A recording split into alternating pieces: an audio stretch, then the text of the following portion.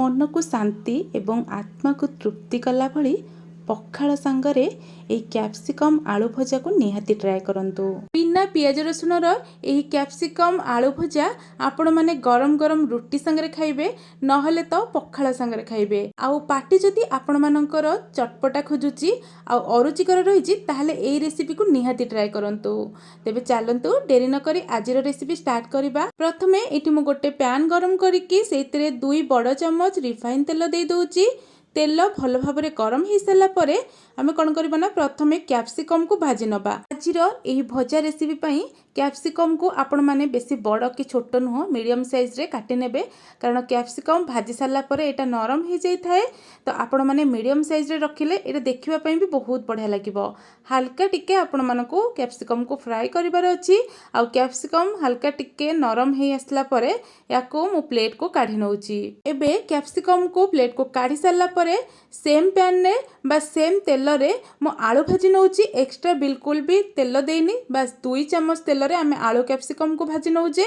तो एठी आलूटा आपण मान देखि पारथिबे लंबा पीस रे काटिची चोपा भल भाव रे छड़े नेची एवं पतला पीस रे काटिची जेमिति सिझिबा पई हमकु बेसी समय लागिबनी।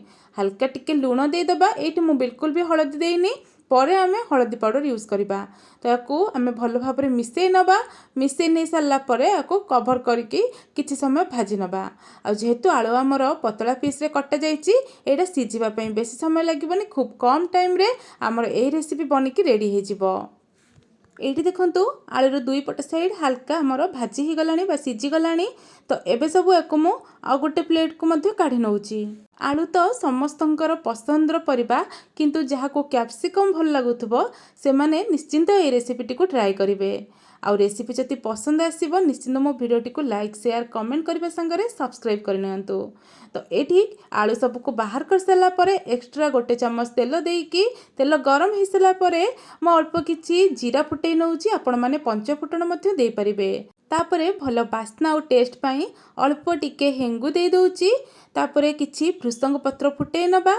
आपण माने चाहिले जति पियाज रसुण रे बनौछंती पियाज एवं रसुण को मध्य एठी ऐड करि परिबे।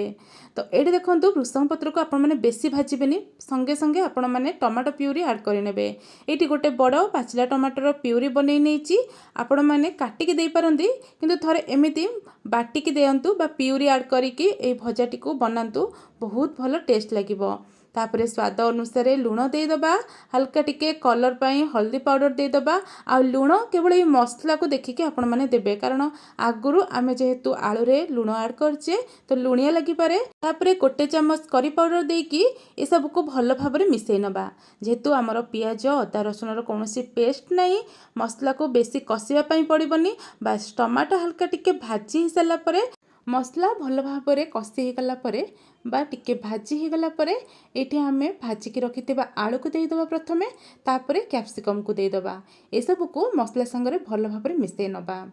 एही रेसिपीटी खाइबा पई बहुत ही चटपटा लगी थाए। जदि आपण मानको ज्वर होई थाए आ पार्टी की किछि भी भल लागु न थाए ताहले एको गरम गरम भाजी की खांतु। एबे हमें टिके राग पाई कि 2 रु 3टी कंचा लंका को टिके मझिरु कट लगे कि ऐड कर नउची। टिके भल टेस्ट लागिबो टिके राग राग मध्य लागिबो। एबे ए सब को मिसै नै कि आमे बस गोटे बांफ दवा पई 2 मिनिट आको कवर करके छाड़ी दबा। जेहेतु आमर मसला भी भल भाव में भाजी ही जाइतिला आलू कैप्सिकम ए सब भी भल भाव में सिझी जाइतिला सब गुड़ाक मसलार फ्लेवर जेमती आलू एवं कैप्सिकम रे रहिबो सेथि पई मु गोटे बांफ देइतिली बस 2 मिनिट पई मीडियम फ्लेम रे। तो एबे देखंतु आमर कैप्सिकम आलू एकदम भाजी की रेडी ही गलानी। लास्ट रे अल्प किछि धनिया पत्र ऐड करछि सुंदर देखा जिबा पई एवं सुंदर गोटे बास्ना पई। ए सब को पुणी थरे भल भाव में मिसै नबा। एबे आमर गरम गरम कैप्सिकम आलू भजा रेडी ही गला। मु एबे प्लेट को काढी नउची। पखाल हो कि गरम आपण मानक देह खराब थिले जदि पाटी अरुचिया लागुची ताहले मध्य एवं घरे जदि बेसी किछि परिबा नाही ताहले निश्चिंत एही रेसिपी को ट्राई करंतु कारण एही रेसिपीटा एते स्वादिष्ट लगी थाए जे आपण मान जदि गरम भात संगे खाइबे ना आपण मानको तरकारी डालीर आवश्यकता रहिची सेमिति आपण माने थाळीए गरम भात खाइला भली ରୁଟି पखाल एसबू को डबल खाइबे यही रेसिपी सांगे घरे जदि किसी पर्वपर्वाणी अच्छी आपण मैंने ओषा कर रेसिपी को बिना पियाज रसुन जेहेतु होती ट्राए करेंगे। आशा करुच्ची आज यही रेसिपी आपण मानक निहाती पसंद आसथिबो। जदि पसंद आसी मोर वीडियो को लाइक शेयर कमेंट करने संगे एमती नुआ नुआ रेसिपी देखिए मो चैनल को सब्सक्राइब करूँ। तेबे रहुची नमस्कार, देखा नेक्स्ट वीडियो रे।